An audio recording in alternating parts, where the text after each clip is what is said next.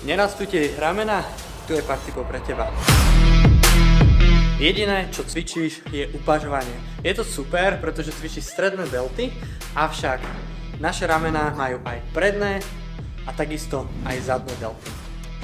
Namiesto tlakových cvikov cvičíš predpažovanie. Nechcem ho hejtovať, sám som ho cvičil, avšak diametrálne iný progres som urobil na práve tlakových cvikoch. Zvyšuješ váhu blbým spôsobom. Veľa ľudí pridá váhu, ale uberie rozsah pohybu, čiže si na tom istom. Akurát kamošovi môžeš povedať, že si zasadal na tréningu viac. Avšak o mesiac ťa bude boliť ramienko a ako to viem, lebo sám som si týmto prešiel.